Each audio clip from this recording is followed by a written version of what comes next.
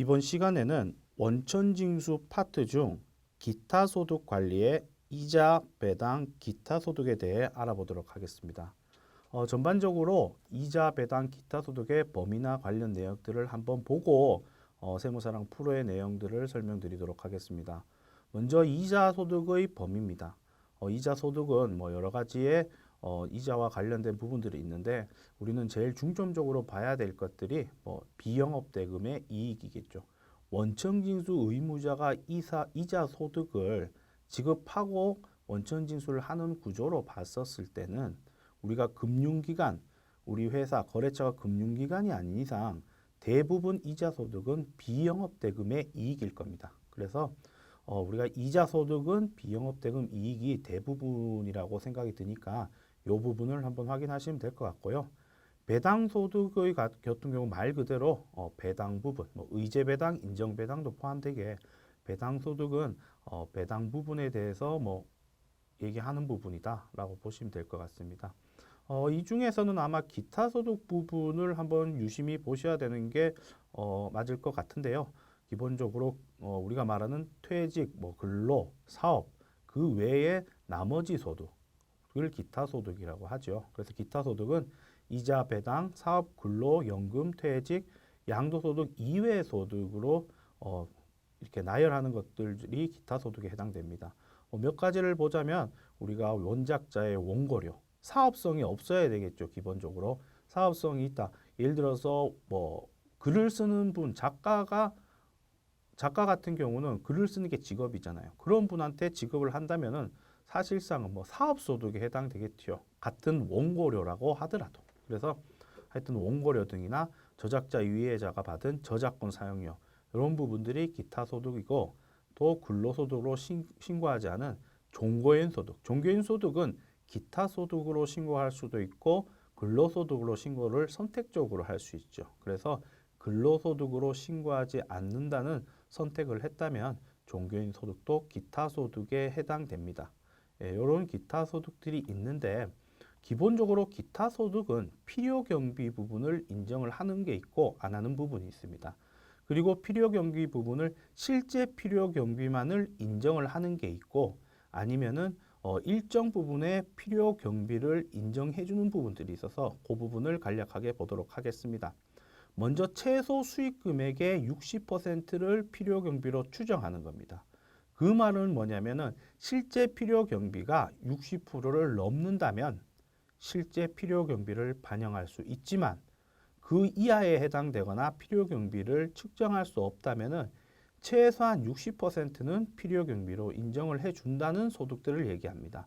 기타 소득 중에 원작자의 원고료나 인적 용역의 일시 제공으로 인한 대가 대부분 이렇게 우리가 말하는 이 기타 소득을 떼는 거는 인적 용역의 일시 제공으로 인한 대가가 상당 부분일 거예요. 그러니까 이 부분은 60% 최소한 60% 필요 경비를 인정을 한다라고 보시면 될 것 같고 나머지 광업권 등 관리들 이런 부분들이 우리가 60%를 최소한 인정하는 기타 소득에 해당된다는 부분을 보시면 될 것 같습니다. 최소한 80%를 필요 경비로 인정하는 것들은 공익법인이 주무관청의 승인을 얻어 시상하는 상금과 부상. 우리가 공익법인이 아니고 주무관청의 공익법인이지만 주무관청의 승인을 받지 않았다면 거기에 해당하는 시상에 대한 상금과 부상은 여기에 해당되지 않습니다. 그러니까 공익법인이 주무관청의 승인을 얻어서 시상하는 상금과 부상은 80% 필요 경비에 인정을 받을 수 있다는 얘기죠. 이 부분 마찬가지로 필요 경비가 80% 이상이 되면 실제 필요 경비를 인정을 할 수 있습니다. 그러니까 이 부분은 공익법인이 거래처 중에 공익법인이 있다면은 해당 사항이 있는 부분이죠. 그 중에 상금과 보상에 대해서. 그러니까 이 부분을 보시면 될 것 같습니다. 종교인 소득 같은 경우는 최소 20에서 최대 80%의 필요 경비를 인정을 받을 수 있습니다. 그래서 이 부분도 보시면 될 것 같고요. 그 외에 기타 소득들은 실제 필요 경비만 인정을 한다. 위에 있는 사항들 외에는 실제 필요 경비만 인정을 한다라고 보시면 될 것 같습니다. 자, 이렇게 해서 기본적인 기타 소득에 대한 이론 부분은 한번 이 정도로 정리를 하면 될 것 같고요. 우리가 세무사랑 프로 화면을 보면 사업, 기타, 사회보험에서 여기에 기타 소득 관리 부분들입니다. 사업 소득 때도 말씀드렸듯이 기타 소득은 우리가 말하는 그러니까 기타 소득 관리라는 것은 우리가 말하는 기타 소득, 소득세법에서 말하는 기타 소득만 관리하는 게 아니고 기타 소득과 이자 소득, 배당 소득도 관리하고 비거주자의 사업 소득과 기타 소득도 한 번에 관리해서 신고하고 입력하는 것이 기타 소득란입니다. 그래서 그 부분은 잘 이해를 하시면 될 것 같고요. 기본적으로 기타 소득 등록이라고 해서 기본적인 등록 사항이 상단에 있습니다. 기타 소득자 등록, 뭐 이거는 소득자 등록이죠. 우리 사원 등록이나 뭐 이런 거하고 비슷한 구조죠. 그다음 기타 소득 자료 입력, 그리고 이자 배당 소득 자료 입력. 이 부분은 이자 배당 소득에 대해서 내국인이 원천 징수한 부분을 지급 명세서 제출할 때 마감을 하는 부분입니다. 이 기타 소득 지급 명세서는 기타 소득자의 지급 명세서, 거주자인 기타 소득자의 지급 명세서를 제출하는 곳입니다. 이 비거주자의 사업 기타 소득은 비거주자이면서 사업 소득이고 비거주자이면서 기타 소득에 해당된다면 이 부분에 있어서 지급 명세서를 제출해서 마감을 하는 곳이고, 여기에는 비거주자의 사업 소득 간이 지급 명세서 부분도 여기에 해당됩니다. 우리가 기본적으로 간이 지급 명세서의 사업 소득은 예전에는 종교인 연말정산에 대한 사업 소득과 일반 3.3% 뛰는 사업 소득이 구분해서 간이 지급 명세서를 제출했지만 지금은 통합해서 제출하고 그 외에 별도로 비거주자의 사업 소득이 있는 부분에 있어서 간이 지급 명세서는 별도로 거주자와 다르게 간이 지급 명세서를 제출하니까 그 부분을 제출하는 란이라고 보시면 될 것 같습니다. 자, 기타 이자 배당 소득 제출 직계표입니다. 말 그대로 모든 항목도 마찬가지지만 제출 직계표라는 것은 이제 서면으로 지급 명세서를 제출할 때 필요한 부분이죠. 그 외의 자료들은 보시면 될 것 같고요. 일단 먼저 기타 소득자 등록 부분을 한번 보도록 하겠습니다. 자, 기타 소득자 등록 부분입니다. 상단 부분은 한번 관련된 부분이 있다면은 자세히 보시면 될 것 같고요. 여기서 부양가족 불록이나 이런 부분도 마찬가지로 보시는 바와 같이 기타 소득 중에 종교인 소득 중 연말정산 대상이 여인 사람의 부양가족을 불러오는 겁니다. 우리 사업소득 연말정산 대상자들이 이렇게 정리하는 거와 똑같은 서식으로 되어 있으니까 이 부분은 참고하시면 될 것 같습니다. 자, 각자의 기타 소득에 해당된다면 먼저 코드 번호를 등록하시고 상호나 성함의 이름을 등록을 하고 나서 이 부분을 작성을 해야 되는 부분입니다. 자, 첫 번째 거주 부분. 자, 기존의 사업소득 같은 경우는 거주와 비거주를 판단하지 않았죠. 왜냐하면 여기서 말하는 사업소득 관리에 있어서의 사업소득은 비거주자는 등록을 하면 안 되는 곳입니다. 그래서 비거주자의 사업소득은 여기 기타소득 관리에서 등록을 하기 때문에 거주자, 비거주자를 구분합니다. 왜? 여기에 기타소득은 비거주자의 기타소득도 있겠지만 거주자의 기타소득도 기타소득 관리에서 등록을 하는 부분이니까 거주자와 비거주자를 설정을 할 수 있게끔 되어 있습니다. 그래서 그 부분을 설정을 하시고 다른 사업소득과 마찬가지로 이렇게 소득 구분이 있는데 이 소득 구분을 정확히 입력을 하셔야 됩니다. 그래서 이 기타 소득의 소득 구분을 정확히 입력을 해야 되는 부분이라는 부분도 확인을 하시면 될 것 같습니다. 기본적으로 거주자에 해당됐다면은 소득 구분의 내용들이 이렇게 나와 있을 거고요. 만약에 비거주자가 있다면 이 양식이 조금씩 다를 거예요. 조회를 해보면. 여기 보면은 우리는 거주자인 경우에는 보시면은 사업이나 뭐 이런 부분이 없죠. 그런데 비거주자 쪽을 보면 사업도 있고 뭐 인적 이런 부분, 사업과 관련된 부분도 이렇게 발생되죠. 그러니까 그것도 마찬가지로 기타소득 관리 쪽에는 비거주자의 사업소득과 기차소득도 관리를 하는 부분이다. 라고 했기 때문에 거주자, 비거주에 따라서 조회 부분이 달리 나옵니다. 그러니까 그 부분도 잘 보시면 될 것 같습니다. 자, 그 다음에 보시면은 연말정산 적용 여부인데요. 기본적인 다른 소득들은 연말정산을 적용할 수 있는 선택사항들이 없습니다. 그러나 여기에 77번 종교인 소득에 해당된다면 연말정산 여부를 체크할 수 있죠. 여기서 연말정산 여부를 여로 체크했다면 밑에 부양가족 명세 부분을 불러올 수 있고 여기와 관련된 게 여기서 말하는 부양가족 불러오기 부분을 다시 한번 불러오는 체킹 부분이니까 기타 소득자들 중에 연말정산 대상인 종교인 소득이 있다면 여기에서 열을 체크하셔서 근로소득 연말정산과 준하는 서식으로 이렇게 정리를 할 수 있다라는 부분을 보시면 될 것 같습니다.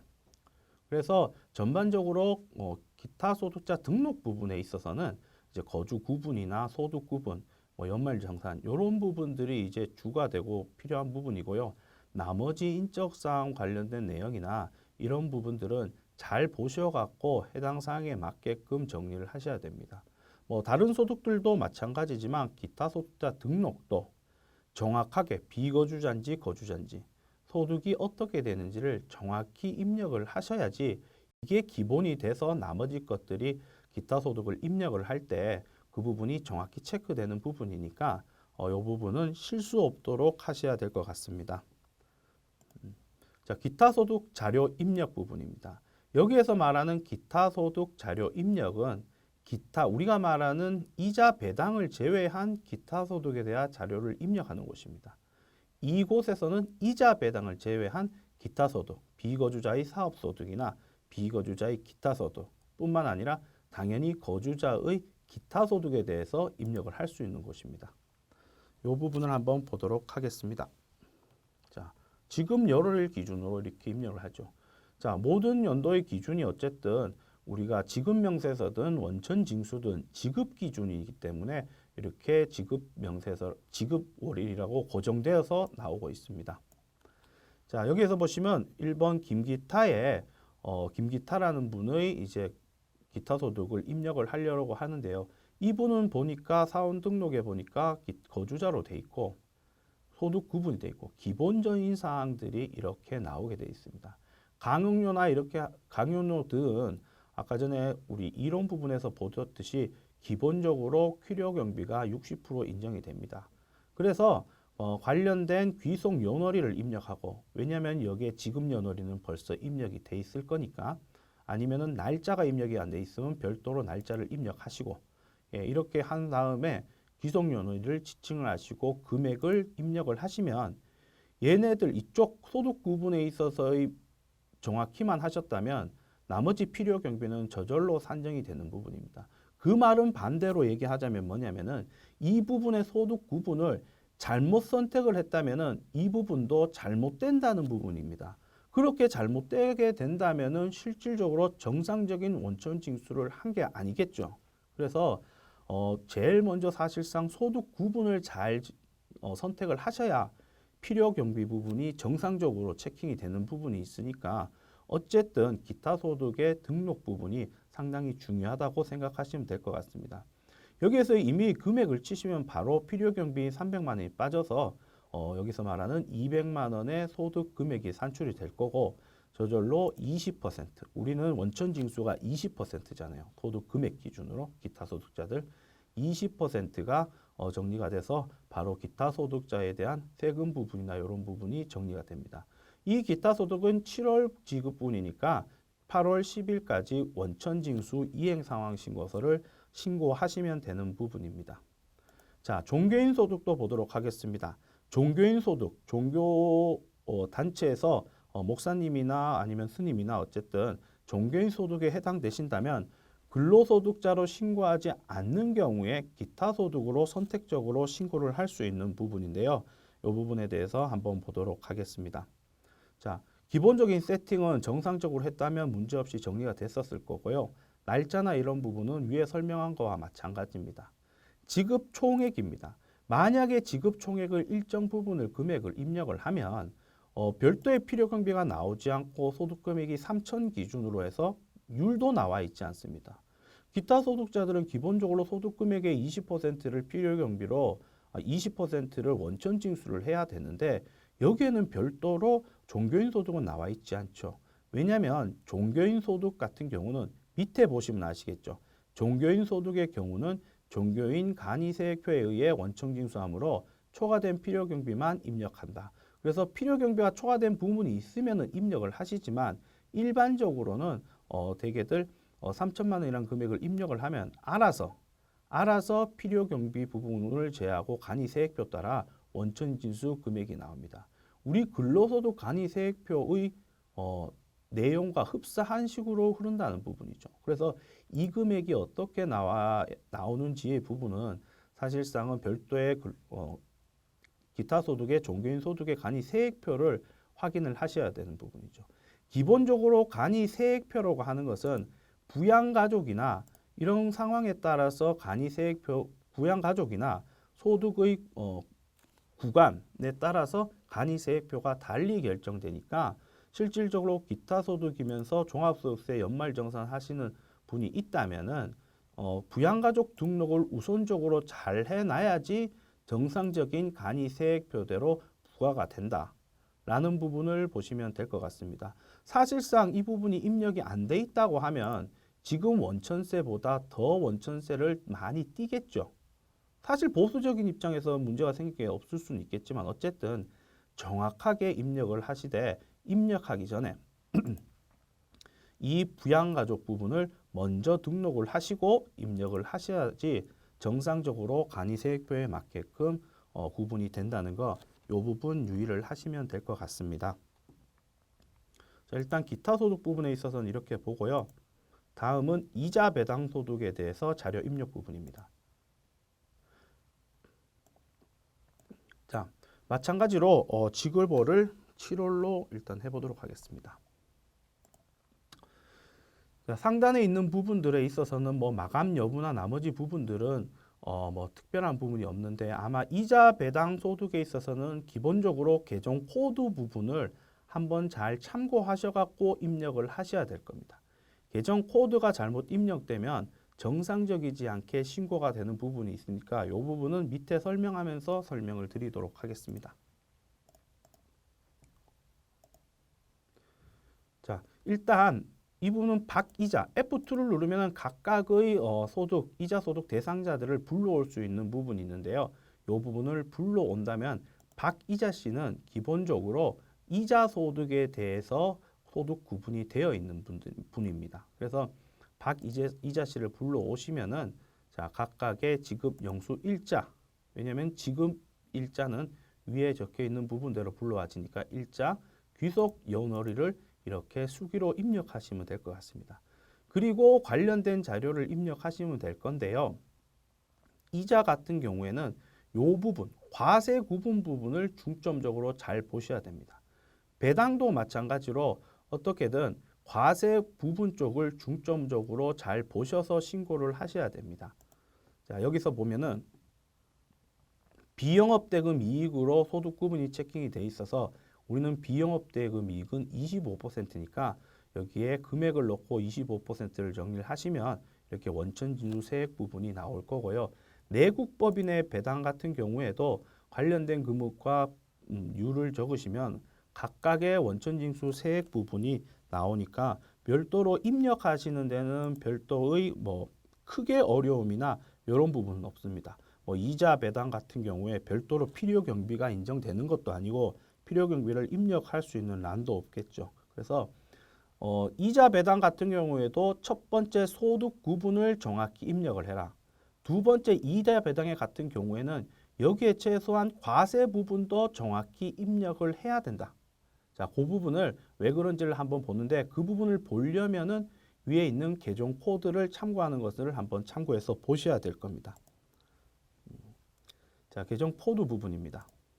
자, 소득 구분에 대해서는 관련된 소득 구분이 잘 나와 있으니까 참고를 하시고 배당 소득도 마찬가지로 소득 구분은 잘 보시면 됩니다. 그런데 여기에서 보면은 과세 구분 이렇게 나와 있죠. 왜 과세 구분을 정확히 잘 하셔야 되냐면은 실질 귀속자인 이자를 받는 소득자, 아니면 배당을 받는 소득자들은 별도로 우리가 이자 소득이든 배당 소득이든 우리가 2천만 원을 넘었었을 때 합산과세가 되는 경우도 있고 아니면은 분리과세가 되는 경우들도 있어요. 그 부분에 있어서의 결정이 어떻게 되냐면 여기에서 우리 원천징수 의무자가 별도로 과세 구분을 정확히 해줘야 그 기준으로 해서 국세청에서 이자 배당 소득을 취합을 할 수 있게 돼 있습니다. 그래서 이자 배당을 그렇게 취합을 하려면은 이 부분이 잘 돼 있어야 되겠죠. 이 부분이 다르게 된다면 별도의 이상한 결과가 나올 수 있는 부분이죠. 합산과세 대상이 될 수도 있겠고 분리과세 대상이 될 수도 있는데 합산과세인데 분리과세로 체킹하고 반대로 분리과세인데 합산과세로 체킹을 잘못해서 신고한다면 그 부분이 결과적으로 그 소득자, 이자 배당을 받아가는 소득자에게 정상적이지 않는 영향력을 미칠 수 있기 때문에 그 부분을 잘 보셔야 될 것 같습니다. 여기서 항목 같은 경우는 우리가 이자 소득 같은 경우 비영업대금이익은 일반적으로 일반 과세죠. 2천만 원이 넘었었을 때 합산되는 종합소득세. 마찬가지로 비상장 상장 기업, 상장이 아닌 기업, 우리가 말하는 비상장 기업의 경우에 일반 배당 같은 경우는 그로스업 대상이죠. 그로스업 대상이면서 종합과세죠. 그러니까 G라는 코드를 입력을 하셔야 되는 부분입니다. 그래서 실질적으로 이자 배당을 지급을 했었을 때는 이 부분, 과세 부분이 있어서 확실히 잘 보셔서 오류가 없는지나 이 부분을 잘 체크하셔야 됩니다. 실질적으로 본다면은 이자 같은 경우, 우리 법인, 우리 거래처 같은 경우 금융기관이나 뭐 특별한 기관이 아닌 이상 우리가 지급하는 이자는 다 비영업된 이익입니다. 그래서 비영업 좀 어렵다 싶으면 비영업된 이익은 과세 구분을 T로 체킹을 반드시 해야 되는구나. 이런 부분을 아시고 우리가 비상장 대부분이 내국법인 비상장 기업일 거 아니에요. 그죠? 법인인 경우에 거기에 해당된다면은 그로스업 대상이니까 G로 체크해 갖고 우리가 배당 소득에 대해서 신고를 해야 되구나 라는 부분을 아시고요. 반드시 한 번 정도는 금융 코드, 아까 전에 우리가 말한 계정 코드를 잘 참고하셔 갖고 업무에 실수가 없도록 잘 하셔야 될 것 같습니다. 이렇게 해서 이자 배당 소득을 정리를 하시면 될 것 같습니다. 그래서 이자 배당 소득 같은 경우에는 해당 사항을 이렇게 해당이 있으면 마감을 하셔 갖고 여기에서 마감한 기준으로 해서 지급 명세서를 별도로 제출하시면 될 것 같습니다. 자, 나머지 부분을 보자면 요 종교인 소득 관리라는 부분이 있습니다. 여기에서 뭐 간단하게 설명을 드리자면 일단 종교인 소득 관리 부분의 전반적인 사항을 한번 화면을 통해서 한번 볼 건데요. 자, 종교인 소득의 원천징수 전반적인 사항은 종교단체, 우리가 원천징수 의무자가 되겠죠. 종교단체가 기타 소득으로 아니면은 근로소득으로 나누냐에 따라서 원천징수 의무가 달라집니다. 근로소득에 해당돼서 근로소득으로 하고 싶다면 소득자가 우리는 원천징수를 통해서 정상적인 연말정산을 하시기만 하면 됩니다. 이거는 우리 일반 근로소득자하고 똑같이 근로소득자입니다. 별도의 구분은 되지 않죠. 다만 원천징수 이행상환신고서에 우리가 원천징수 이행상환신고서에 우측 상단에 종교인 소득 여부를 체크하는欄이 있어요. 우리 사원 등록 같은 경우에는 여기 이 부분이 있죠. 이 부분을 통해서 종교인 연말정산 기타 소득 부분이 아니고 근로소득 부분입니다. 여기에 해당되시면은 체킹을 하셔갖고 이렇게 처리를 하시면 되는데 그 부분은 근로소득 부분이니까 어쨌든 기타 소득과 근로소득 중에 연말정산을 기타 근로소득으로 하게 된다면은 일반 근로자와 다를 게 없이 정리를 하면 된다. 자, 지금 우리는 이쪽을 봐야 되겠죠. 그래서 기타 소득입니다. 기타 소득은 뭐 두 가지로 나눌 수 있는데 원천징수 안 하고 이렇게 넘어가는 것들은 그냥 보시면 될 것 같고요. 우리는 지금 원천징수 부분을 얘기하는 부분이니까 원천징수 안 하는 경우라면은 종합소득으로 바로 신고가 들어갈 겁니다. 자, 원천징수 영수증, 자, 원천징수를 했었을 경우는 두 가지로 나눠지겠죠. 그냥 연말정산을 안 하고 넘어가는 부분. 그러면은 추후에 기타 소득으로 잡혀서 종합소득세 본인이 합산을 해야 되는 부분이고, 자, 기타 소득이면 연말정산을 하겠다 싶으시면은 연말정산을 하셔서 원천징수 의무자가 거기에 상응하게끔 원천징수를 하고 마무리를 지으면 되는 부분입니다. 사업소득 연말정산과 어떻게 보면 같은 구조로 흐르고 있죠. 자, 종교인 소득은 기본적으로 종교인 소득에서 비과세 소득을 빼는 거니까 비과세 항목은 별도로 확인을 하시면 될 것 같고요. 필요 경비는 아까 전에 얘기한 것처럼 20% 최소에서 80%까지 필요 경비를 인정을 합니다. 이 부분을 보시면 될 것 같고, 종교인 소득 금액이 그렇게 산정이 되면 소득 공제 부분이 됩니다. 이 부분만 소득 공제가 되는 거고, 기본적인 세율이나 이런 부분들은 뭐 일반 근로소득자하고 똑같을 수밖에 없겠죠. 다만 세액공제 부분은 이렇게 표준세액공제가 공제된다. 우리가 말하는 개별적인 보험료 세액공제나 뭐 이런 부분들이 별도로 공제되지 않는다. 기부금만 별도로 공제가 되긴 한다. 라는 부분을 보시면 될 것 같습니다. 그래서 전반적으로 연말정산이라고 하는 기타소득, 연말정산이라고 하는 사업소득, 연말정산이라고 하는 근로소득은 구조가 비슷하게 흐르고 세무사랑 프로에서 정리를 하는 부분도 비슷한 구조로 갑니다. 그러니까 제일 복잡한 게 어떻게 보면은 일반 근로자의 연말정산 추가입력 이 부분 정리가 제일 복잡하니까 그 부분만 할 줄 아시면은 이렇게 어떻게 정리를 하는지만 아시면 좀 더 정리하시기에는 크게 어려운 건 없으실 거예요. 그래서 종교인 소득의 연말정산 부분도 한번 간략하게 보도록 하겠습니다. 종교인 소득의 연말정산을 하려면은 기타 소득 자료 입력 등록에서 이 부분이 연말정산 여로 체킹이 돼 있어야지 가능한 부분입니다. 자, 그래서 종교인 연말정산 소득을 보면 불러오기를 통해서 여로 돼 있는 분을 불러옵니다. 불러온 상태에서 보시면은 기본적으로 우리가 신고한 내역들이 기본적으로 나와 있습니다. 이것을 기준으로 해서 뭐 기본적인 필요 경비나 이런 부분들은 자동적으로 계산이 되니까 뭐 계산 방식이 궁금하다 싶으시면 여기에 계산 방법을 눌러보시면 자, 어떻게 계산됩니다라고 나와 있으니까 요거는 보시면 될 것 같습니다. 부양가족 공제도 부양가족 공제를 누르시면 불러오기를 벌써 했었다면 관련된 등록 메뉴에서 벌써 등록된 자료들이 불러와집니다. 그래서 이 부분을 확인하시면 될 것 같고요. 사업소득 연말정산과 마찬가지로 해당 부분을 해당 사항이 있으면 입력을 하시면 될 것 같고, 노란색 부분을 더블 클릭을 해보시면 관련된 부분을 입력을 하게끔 되어 있는 부분이 있으니까 노란색 부분에 해당 사항이 있으면 더블 클릭을 하시면 관련 내역들을 입력을 하실 수 있습니다. 그렇게 입력이 다 하게 된다면은 기본적으로 종교인 소득의 기타 소득의 종교인 연말정산을 완료하는 부분입니다. 그래서 이분 같은 경우는 뭐 460만 원 정도 환급을 받을 수 있는 부분을 확인하실 수 있습니다. 이 부분도 확인을 하자면 우리가 원천징수 이행 상황 신고서에 다음 연도 부분에 이게 반영이 되겠죠. 연말정산 시기에. 그러니까